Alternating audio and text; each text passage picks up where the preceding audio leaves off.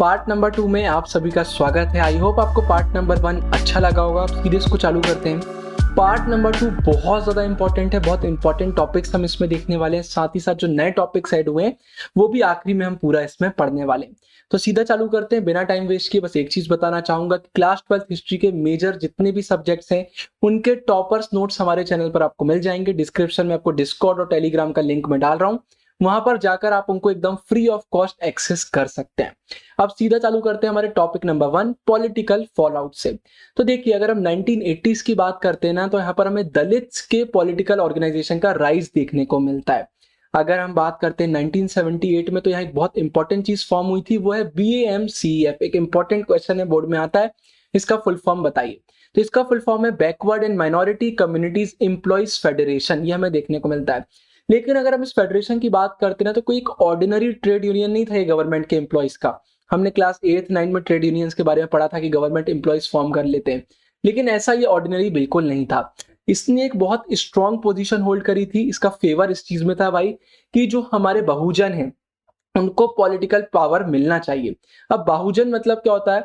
जो हमारे SC ST OBCs and minorities होते हैं, इनके ग्रुप को हम बहुजन बोलते हैं। तो याद रखिएगा, एक took a strong position in favour of political power to the Bahujan. इसके बाद भाई हमें देखने को मिला कि इन्हीं चीजों के बाद हमें और भी चीजें देखने को मिली, और भी ऑर्गेनाइजेशन फॉर्म हो रहे थे। दलित शोषित समाज संघर्ष समिति हमें देखने को मिलती है। उसके बाद बहुजन समाज पार्टी BSP, इस चैप्टर में एक इंपॉर्टेंट हम BSP का भी पढ़ेंगे, वो भी हमें देखने को मिलती है। और ये किसकी लीडरशिप में इमर्ज हुए? कांशीराम की। राइट साइड में मैंने उनकी फोटो भी डाल दी है। अगर हम BSP की बात करते हैं तो एक छोटी पार्टी के रूप में ये फॉर्म हुई थी, जिसको सबसे ज्यादा सपोर्ट मिलता था दलित वोटर्स से, जो कि पंजाब, हरियाणा और यूपी स्टेट से आते थे, वहां के थे ये ना। ये हमें देखने को मिलता है। लेकिन इसके बाद यार हम मानते हैं कि चलिए BSP ने शुरुआत अपनी छोटी सी करी थी, एक छोटे पार्टी के रूप में करी थी। लेकिन 1989 एंड 1991 के इलेक्शंस की बात करते हैं हम यूपी के, तो वहां पर भाई इसको सक्सेस मिल गई थी। ये इंडिपेंडेंस के बाद पहली बार इंडिया में होता कि भाई एक ऐसी पार्टी, एक ऐसी पॉलिटिकल पार्टी जिसको मेनली सपोर्ट दलित वोटर्स से मिलता है, उसने कोई ऐसी पॉलिटिकल सक्सेस हासिल करी हो।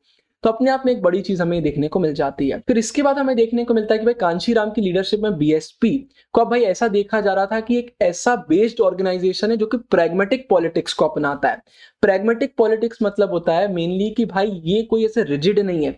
ऐसा नहीं है कि इनकी आइडियोलॉजीज हैं, इनके कुछ आइडियाज है जिस पर ये बिल्कुल रिजिड है। इन लोग प्रैक्टिकल और रियलिस्टिक अप्रोच को अपनाते हैं। जैसे टाइम के साथ सिचुएशन सिनेरियोस चेंज होते हैं, उस हिसाब से अपने डिसीजन लेते हैं। एकदम रियलिस्टिक और प्रैक्टिकल सोच के साथ ये पार्टी को देखा जा रहा था। साथ ही साथ जब BSP की सक्सेस हुई, इसके और भी हमें ऐसी चीजें देखने को मिलती है। जैसे अगर हम बहुजन की बात करते हैं, तो इस साइड अब हमें यार ये कॉन्फिडेंस देखने को मिला कि हमारी पॉपुलेशन की एक मेजोरिटी को कॉन्स्टिट्यूट करते हैं।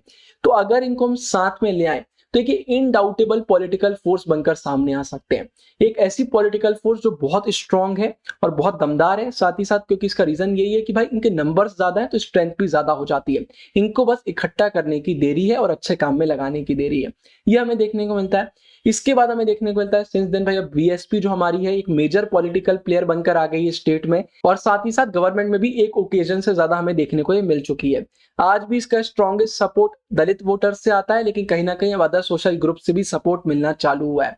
अब आपको लग रहा होगा भाई कि हम हमेशा दलित और OBC की इस चैप्टर में साथ में बात कर रहे हैं, तो इनने हर काम साथ में किया होगा, कॉपरेशन से आगे बढ़े होंगे। जी नहीं, इंडिया के बहुत सारे पार्ट्स में ऐसा देखने को मिला जहां दलित पॉलिटिक्स अलग चल रहा था, OBC पॉलिटिक्स अलग चल रहा था। दोनों इंडिपेंडेंटली डेवलप हो रहे थे और कई जगह पर तो एक दूसरे के कंपटीशन भी थे। तो ये चीज हमें देखने को यहाँ मिलती है। इसके बाद कम्युनलिज्म, सेकुलरिज्म एंड डेमोक्रेसी। अब इसकी हम बात कर लेते हैं। देखिए, हमें इस पीरियड में एक लॉन्ग टर्म डेवलपमेंट ये देखने को मिल रहा था यार कि अब जो पॉलिटिक्स है ना, ये रिलीजियस आइडेंटिटी के बेस में राइज कर रहा था। मतलब कुछ पॉलिटिकल पार्टी थी जो भाई अब रिलीजन बेसिस पर अपने आप को ग्रो कर रही थी, सपोर्ट भी उसी तरीके से मिल रहा था। कहीं ना कहीं पॉलिटिक्स में अब हमारा रिलीजियन ऐड हो गया था। तो इसके बाद भाई हमें बहुत सारी ऐसी डिबेट देखने को मिलती है इंडिया के सेकुलरिज्म और डेमोक्रेसी को लेकर कि भाई हम सेकुलर कंट्री बोलते हैं, डेमोक्रेटिक कंट्री है, तो ये चीज हमें क्या देखने को मिल रही है? रिलीजन कहाँ से बीच में आ रहा है? हमने चैप्टर 6 में देखा था कि भाई इमरजेंसी के बाद, ये बहुत इंपॉर्टेंट है, बोर्ड में बहुत बार आता है, इसको अच्छे से समझिएगा। हमने देखा इमरजेंसी के बाद जो हमारा भारतीय जनसंघ था ना, अब ये किस में मर्ज हो गया? जनता पार्टी में मर्ज हो गया। लेकिन बाद में जाके जनता पार्टी का फॉल आ गया और उसका ब्रेकअप हो गया। तो उस समय जो जनसंघ के पहले के सपोर्टर रहे ना, अब उनने नई पार्टी फॉर्म कर ली थी, और वो पार्टी थी भारतीय जनता पार्टी, बीजेपी, आप सबने नाम सुना होगा। और ये कब फॉर्म हुई थी? 1980 में, इसको याद रखिएगा। फिर इसके बाद हमें देखने को मिलता है कि इनिशियली स्टार्टिंग के फेज में अगर हम बात करते हैं ना, तो जो बीजेपी थी इसने भाई एक ब्रॉडर पॉलिटिकल प्लेटफॉर्म को अपनाया था। अगर उसको हम जनसंघ से कंपेयर करते, जो पुरानी हुआ करती थी ना, उससे एक ब्रॉडर वे में ये सामने आई थी, ब्रॉडर पॉलिटिकल प्लेटफॉर्म को इसने अपनाया था। इनने गांधीयन सोशलिज्म को एम्ब्रेस किया था, गांधी जी की थ्योरीज पर ये बेस्ड है, आप कॉलेज में बहुत डीपली इसको पढ़ेंगे। उसको एम्ब्रेस किया और अपनी आइडियोलॉजी उसको बनाया, है ना, कि हमारी आइडियोलॉजी भाई गांधीयन सोशलिज्म रहने वाली है। लेकिन 1980 और 1984 में जो इलेक्शन हुआ है वहां को मच सक्सेस नहीं मिली, ज्यादा सक्सेस हमें देखने को नहीं मिली। इसके बाद 1986 के बाद जो पार्टी थी, अब इसने भाई हिंदू नेशनलिस्ट एलिमेंट को अपनी आइडियोलॉजी में एम्फेसिस करना चालू किया, उसको इंपॉर्टेंस देना चालू किया। बोला भाई हम हिंदू नेशनलिस्ट एलिमेंट को अब अपनी आइडियोलॉजी में ऐड करेंगे, इसको हम सपोर्ट करेंगे। बीजेपी ने हिंदुत्व की पॉलिटिक्स को अपनाया। फर्स्ट चैप्टर का जो इस चैप्टर का फर्स्ट पार्ट था उसमें भी हिंदुत्व की टर्म आया था, लेकिन मैंने वहां एक्सप्लेन नहीं किया था क्योंकि यहाँ आने वाला था। अब इसको हम बारीकी से देखेंगे। तो इनने भाई हिंदुत्व को सपोर्ट किया और इनने अडॉप्ट की इस स्ट्रेटेजी को जिससे हिंदू लोगों को इकट्ठा कर सके, उनको एक ऐसा ग्रुप फॉर्म ये कर सके, ये हमें देखने को मिलता है। अब हिंदुत्व की हम बात कर लेते हैं। हिंदुत्व का लिटरल मीनिंग होता है हिंदूनेस, और इसकी डेफिनेशन दी है इसी के ओरिजिनेटर ने, बहुत इंपॉर्टेंट है, VD Savarkar. Right side photo है, विनायक दामोदर सावरकर, नाम याद रखिएगा। इनका कहना है भाई जो हिंदुत्व है, ये जो हमारा जिसका लिटरल मीनिंग हिंदूनेस होता है, ये बेसिस ऑफ इंडियन नेशनहुड है। और यहाँ पर इनकी लैंग्वेज, इनकी थ्योरी की बात करते हैं तो इनकी लैंग्वेज में इंडियन को ये हिंदू बोलते हैं। इनकी थ्योरीज आप पढ़ेंगे आपको समझ में आएगा, मेनली हिंदू साइड फोकस करते हैं, ये हमें देखने को मिलता है। इनका बेसिकली मीनिंग ये था कि भाई इंडियन नेशन के जितने भी मेंबर्स हैं सबको इंडिया को सिर्फ एज अ फादरलैंड, पितृभू नहीं देखना चाहिए, साथ ही साथ एज अ होली लैंड भी देखना चाहिए, पुण्य भू के रूप में भी देखना चाहिए। तो पितृभू और पुण्य भू का कॉन्सेप्ट लेकर आए और इनका कहना था ये बेसिस ऑफ इंडियन नेशनहुड है ना। इसके बाद भाई जो हिंदुत्व के बिलीवर्स हैं उनका कहना है, इनके बिलीवर्स का कहना है कि एक अच्छा स्ट्रॉन्ग नेशन जब ही बनाया जा सकता है जब उसका जो नेशनल कल्चर है वो यूनाइटेड रहे और स्ट्रांग रहे। और उनका कहना है कि इंडिया को ये एक स्ट्रांग नेशनल कल्चर हमारा हिंदू कल्चर दे सकता है। उनका कहना था कि हिंदू कल्चर में अपने आप में इतनी पावर है कि वो ये बेस इंडिया को दे पाए, जिस बेस की मदद से इंडिया की यूनाइटेड नेशनल कल्चर बन जाए और एक स्ट्रांग वे में सामने आए। तो ये इनका कहना था। तो कहीं ना कहीं हिंदू कल्चर को ये हिंदुत्व की आइडियोलॉजी प्रमोट कर रही थी, ये हमें देखने को मिला। इसके बाद जब बीजेपी ये हिंदुत्व की पॉलिसी को अपना रही थी ना, जब BJP as a Hindutva party बनकर सामने आई थी, तो दो बड़े डेवलपमेंट हमें 1986 के अराउंड देखने को मिलते हैं जो कि बीजेपी के पॉलिटिक्स के एकदम सेंटर में आ चुके थे। अब उनकी बात कर लेते हैं। सबसे पहला बहुत इंपॉर्टेंट था शाहबानो केस 1985 का। अब इसको समझिएगा। ये केस एक 62 ईयर ओल्ड वेमेन जो जिनका मुस्लिम वेमेन थी, जिनका डिवोर्स हुआ था, उनने फाइल किया था, जिनका कहना था कि भाई उन्हें अपने फॉर्मर हस्बैंड से मेंटेनेंस चाहिए। हमारे यहाँ कभी भी अगर डिवोर्स होता है तो वेमेन के राइट्स होते हैं कि वह तो लमसम मनी ले लें या मंथली पेमेंट ले अपने फॉर्मर हस्बैंड से, उनका राइट है।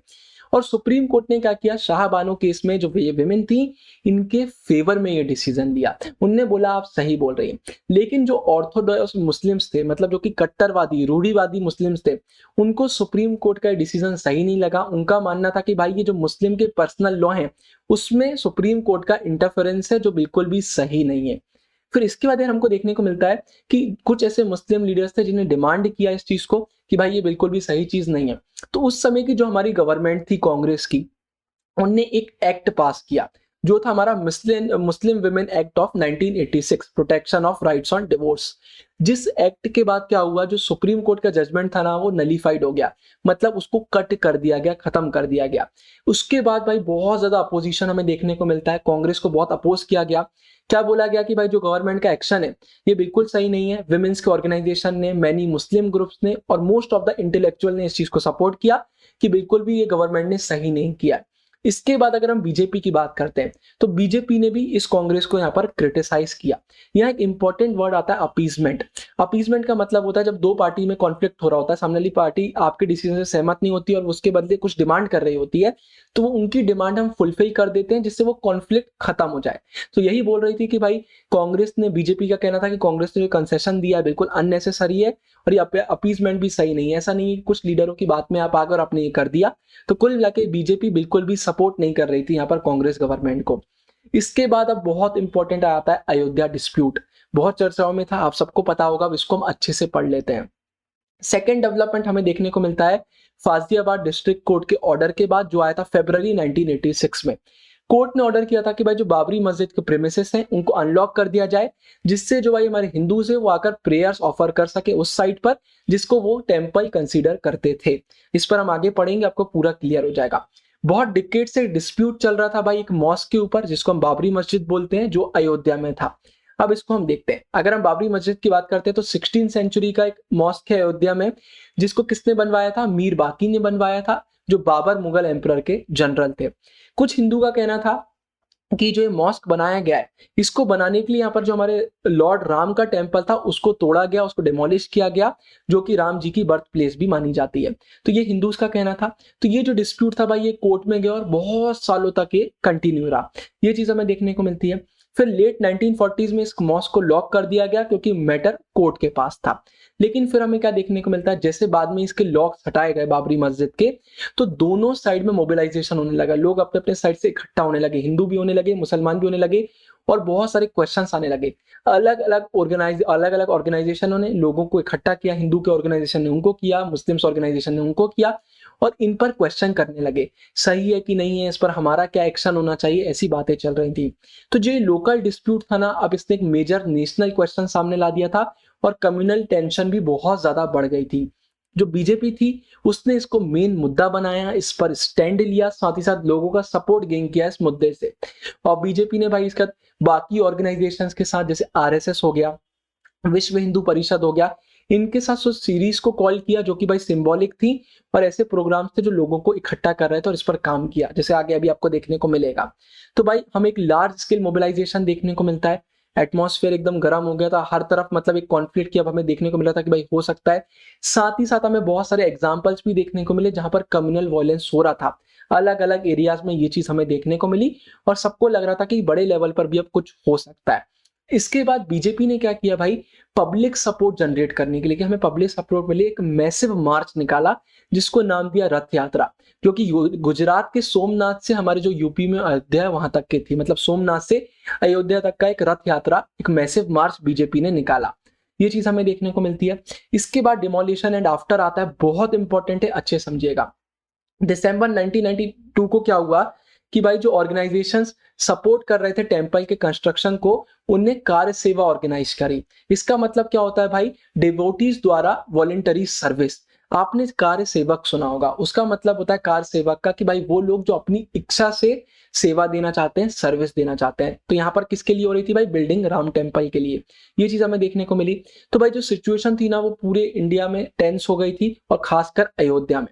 अब यहाँ पर सुप्रीम कोर्ट ने जो स्टेट गवर्नमेंट थी उसको कहा कि भाई आपको ध्यान देना पड़ेगा, जो डिस्प्यूटेड साइड है उसको कोई भी हानि नहीं होना चाहिए, वहां कोई प्रॉब्लम नहीं आना चाहिए, सुप्रीम कोर्ट ने बोला था।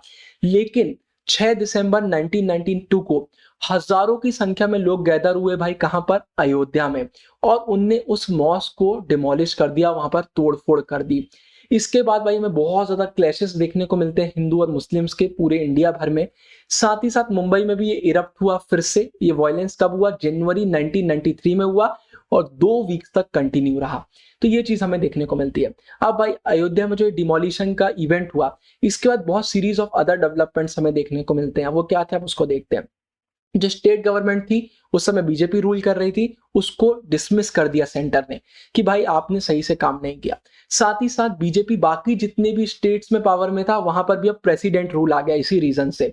और जो हमारे सीएम थे उस समय यूपी के, उनके खिलाफ भाई एक केस रजिस्टर हुआ। ये बोला जा रहा था कि आपने सुप्रीम कोर्ट की रिस्पेक्ट नहीं करी, जब उनने आपको बोला था और आपने भी उनसे बोला था कि आप ध्यान रखेंगे डिस्प्यूटेड एरिया तक, आपने वो काम अच्छे से क्यों नहीं किया।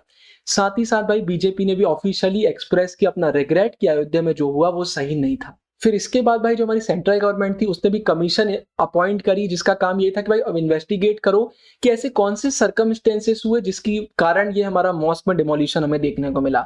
साथ ही साथ most of the political parties ने भी इसको कंडेम किया। उनका कहना था कि ये जो डिमोलिशन हुआ बिल्कुल भी सही नहीं है और ये हमारे सेकुलरिज्म के प्रिंसिपल के खिलाफ है।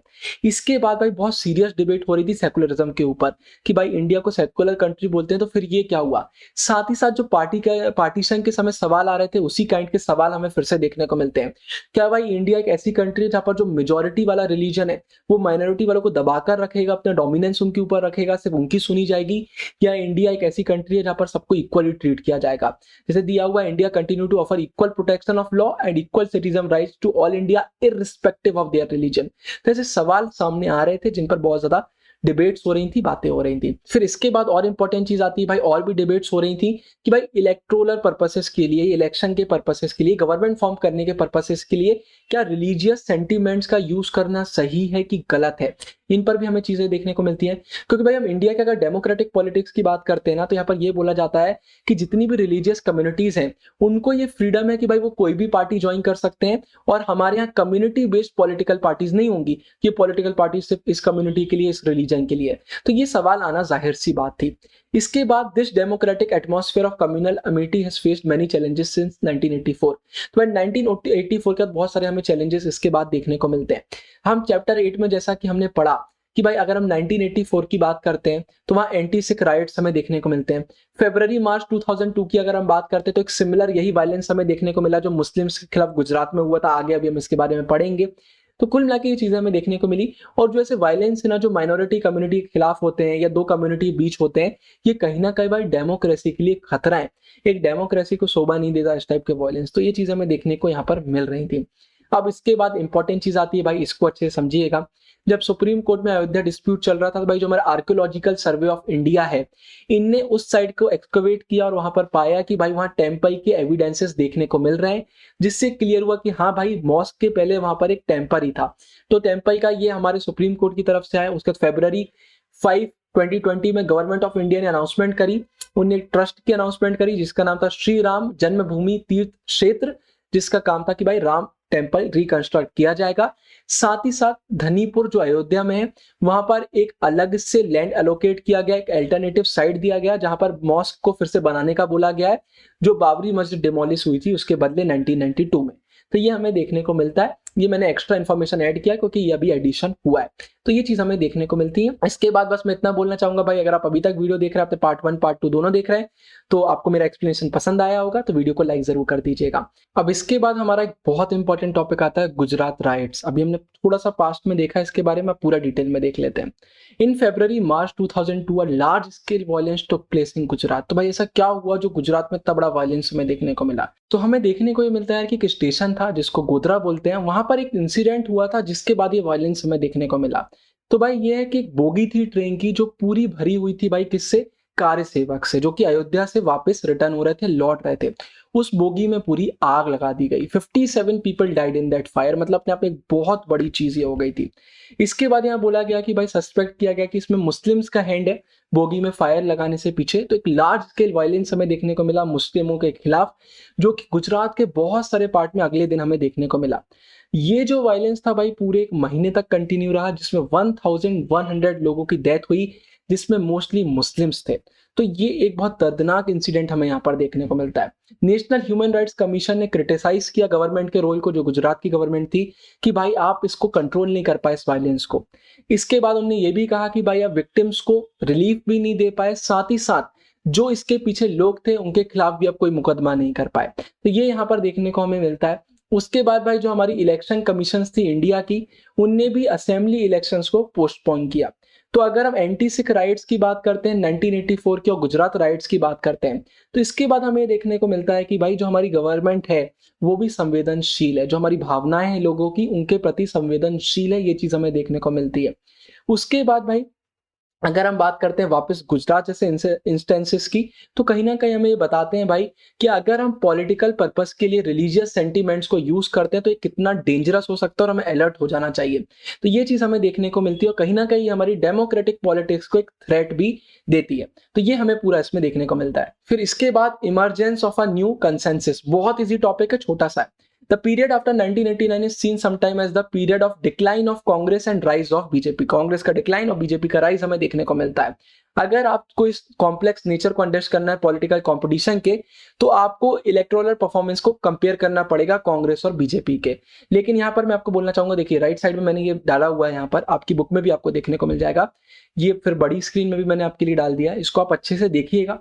इसके बाद 4 यहाँ पर क्वेश्चंस आते हैं, बहुत सिंपल है और इनमें समझाने का कुछ भी नहीं। जैसे you will notice that BJP and Congress were engaged in the tough competition in this period, what is the difference between their electoral fortunes if compare this with the 1984 elections. तो कुल मिला के चैप्टर रिलेटेड क्वेश्चन है, इनसे board exam में ऐसा कुछ direct नहीं आता क्योंकि इसमें कुछ समझाने का ही नहीं, आपके लिए क्वेश्चन है जो आपको उस चार्ट को देखकर समझना है। तो इसको एज अ होमवर्क आप रख सकते हैं। मैं सीधे मेन मुद्दे पर आता हूं, वो हमारा है भाई Lok Sabha elections 2004। In the election of 2004, Congress party too entered into collision in a big way। एक बड़े वे में हमें कांग्रेस पार्टी अब कोलिजन में आके वो देखने को मिलती है। जो हमारी एनडीए, जो बीजेपी लेड कोलिजन है, नेशनल डेमोक्रेटिक अलायंस, और साथ ही साथ एक न्यू कोलिजन हमें देखने को मिलता है जिसको कांग्रेस लीड कर रही थी, उसको हम बोलते हैं United progressive alliance, UPA. UPA ने एनडीए को हरा दिया और पावर में आ गई 2004 लोकसभा इलेक्शंस में। इस बार गवर्नमेंट को किससे सपोर्ट मिला? लेफ्ट फ्रंट पार्टी से मिला, जो लेफ्ट आइडियोलॉजी को सपोर्ट करती है। हमने पुराने चैप्टर में लेफ्ट और राइट के बारे में पढ़ा है, आप कमेंट सेक्शन में मुझे जरूर बताइएगा। अगर हम 2004 के इलेक्शन की बात करते हैं तो भाई इसने और भी चीजें विटनेस करी। जैसे इसने देखा कि भाई कहीं ना कहीं अब कांग्रेस पार्टी का थोड़ा बहुत रिवाइवल हमें देखने को मिलता है, और ये 1991 के बाद पहली बार हुआ भाई जब कांग्रेस की सीट्स में ऐसा इंक्रीज देखने को मिला। लेकिन साथ ही साथ अगर 2004 के इलेक्शन की हम बात करते हैं तो माना यहाँ पर कांग्रेस की गवर्नमेंट, यूपीए गवर्नमेंट फॉर्म हो गई, लेकिन बीजेपी और उसके अलायंस जो थे और कांग्रेस और जो उसके फ्रेंड्स थे, उनके बीच में कोई बहुत बड़ा डिफरेंस नहीं था सीट्स में। In 2004 election there was a negligible difference between the votes polled by the Congress and its allies and BJP and its allies. मतलब कुल मिला के ऐसा नहीं है कि कांग्रेस कोई बहुत ज्यादा अलग वे में जीत गई, कोई कंपटीशन नहीं है, ये कुछ हमें देखने को नहीं मिल रहा था। मतलब हमें कहीं ना कहीं समझ में आता है यार कि अब कहीं ना कहीं जो पार्टी सिस्टम है ये बहुत बड़े तरीके से चेंज हो गया है। The party system has now changed almost dramatically from what it was till the 70s। अब बहुत बड़े बड़े चेंजेस हमें देखने को मिले हैं। इसके बाद यहाँ दिया हुआ है भाई political processes that are unfolding around us after the 1990s shows the emergence of broadly 4 group of parties। अब 1990 के 4 बड़े ग्रुप्स हमें देखने को मिलते हैं। पार्टीज जो कि भाई कांग्रेस के कोलिजन में, parties that are in collision with the Congress, party जो बीजेपी के साथ है, लेफ्ट फ्रंट पार्टीज, और ऐसी पार्टी जो इनमें से किसी के साथ नहीं है, पार्टी नहीं है ना। तो 4 हमें देखने को मिलते हैं। अब ये सिचुएशन हमें ये सजेस्ट करती है कि भाई जो हमारा पॉलिटिकल कंपटीशन है वह मल्टी कॉर्नर्ड हो गया है, तो ये हमें देखने को मिलता है। साथ ही साथ अब कहीं ना कहीं हमें पॉलिटिकल आइडियोलॉजिकल डिवाइड्स भी देखने को मिलते हैं कि अलग अलग आइडियोलॉजी, अलग अलग लोग अपने आइडियाज के साथ अलग अलग पार्टी ऑर्गेनाइजेशन बनाकर आगे बढ़ रहे हैं। बहुत ईजी आता है, अब इसको हम देखते हैं ग्रोइंग कंसेंसस। हाउएवर अब भाई ग्रोइंग कंसेंसस से यहाँ पर सीधा मीनिंग है कि भले ही अलग अलग आइडियोलॉजी, अलग अलग चीजें लेकर पार्टी ऑर्गेनाइजेशन आगे बढ़ रहे हैं, लेकिन हमें कुछ जगह देखने को मिलती है जहां पर ये सिमिलर ओपिनियन रखे हुए हैं। However on many crucial issues a broad agreement has emerged among most parties। फिर इसके बाद हमें देखने को मिलता है कि भाई ये सीवियर कंपटीशन के बीच इतने जो कॉन्फ्लिक्ट चल रहे हैं, हमें कहीं ना कहीं देखने को मिलता है कि पार्टीज में कहीं ना कहीं सिमिलैरिटीज भी हैं कुछ कुछ टॉपिक्स में, वो पूरा हम देखने वाले हैं। तो कंसेंसस जो है भाई ये 4 एलिमेंट से बना हुआ है, एक एक करके देख लेते हैं। फर्स्ट है हमारा भाई कि जो हमारी जो न्यू इकोनॉमिक पॉलिसीज है, हमने पार्ट नंबर 1 में भी ये पढ़ा था, तो जो हमारी न्यू इकोनॉमिक पॉलिसीज है, ये बहुत सारे ऐसे ग्रुप है भाई जिनको अपोज करते हैं कि भाई ये न्यू इकोनॉमिक पॉलिसी सही नहीं है, लेकिन most of the political parties ने इसको सपोर्ट किया है। उनका कहना है कि भाई यही एक चीज है जो इंडिया को आगे बढ़ाएगी और पूरे दुनिया भर में इंडिया का नाम रोशन होगा और हम प्रॉस्पेरिटी की तरफ आगे बढ़ेंगे। दूसरा आता है भाई कि जो बैकवर्ड कास्ट हैं उनके जो पॉलिटिकल और सोशल क्लेम्स है उसका एक्सेप्टेंस। अब हर एक पॉलिटिकल पार्टी ने रिकॉग्नाइज किया है कि भाई जो सोशल एंड पॉलिटिकल क्लेम है हमारे बैकवर्ड कास्ट के, उसको एक्सेप्ट हमें करना पड़ेगा, उन्हें हमें आगे पुश देना पड़ेगा क्योंकि उनकी सिचुएशन सही में सही नहीं है। तो as a result all political parties now support reservation of seats for the backward class in education employment. हर हमारी मोस्ट ऑफ द पार्टीज का कहना है कि एजुकेशन एम्प्लॉयमेंट में रिजर्वेशन इन्हें मिलना चाहिए, बैकवर्ड कास्ट को हमें देखने को मिलता है। साथ ही साथ जो शेयर ऑफ पावर है वो भी इन्हें मिलना चाहिए, ये भी हमारी पॉलिटिकल पार्टीज का कहना है। और आपको देखने को मिलता है कि हर पॉलिटिकल पार्टी में अब हमें ओबीसीज का भी एक कहीं ना कहीं पार्टिसिपेशन और बाकी ग्रुप्स का भी पार्टिसिपेशन देखने को मिलता है। थर्ड आता है भाई acceptance of role of state level parties in the governance of the society. अब स्टेट लेवल पार्टीज का भी एक वैल्यू बढ़ा है। मतलब पहले ऐसा होता था स्टेट लेवल और नेशनल लेवल पार्टीज में बहुत ज्यादा डिस्टिंक्शन किया जाता था, अब वो नहीं है। अब उसको इतनी इंपॉर्टेंस नहीं दी जाती है, अब उनका रोल बढ़ रहा है। हमने इस चैप्टर में देखा कि बहुत बार हमें देखने को मिला कि स्टेट लेवल पार्टीज ने ही शेयर करी पावर नेशनल लेवल में, और एक बहुत ही सेंट्रल रोल प्ले किया हमारी इंडिया की पॉलिटिक्स में लास्ट 20 ईयर्स में और उसी के आसपास, है ना। तो ये हमें थर्ड नंबर पर देखने को मिलता है कि स्टेट लेवल पार्टीज की अब एक वैल्यू बढ़ गई है।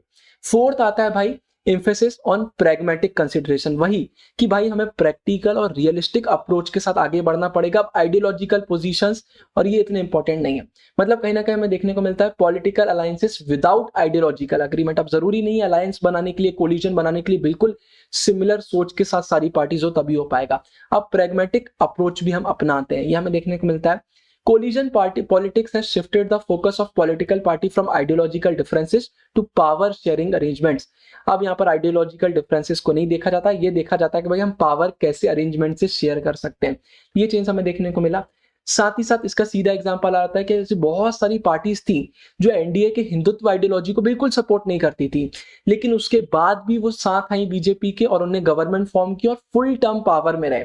मतलब ऐसा नहीं है कि वही आउटसाइड सपोर्ट है कि हम कभी भी चले जाएंगे कुछ भी कर देंगे, नहीं, फुल टर्म साथ रहे जबकि आइडियोलॉजी बिल्कुल भी सिमिलर नहीं थी। यह हमें देखने को मिलता है। इसके बाद न्यू टॉपिक्स में बढ़ेंगे। अब यहाँ मेन बात करते हैं भाई जितने चेंजेस हो रहे हैं यही हमारे आने वाले फ्यूचर में पॉलिटिक्स को शेप करेंगे।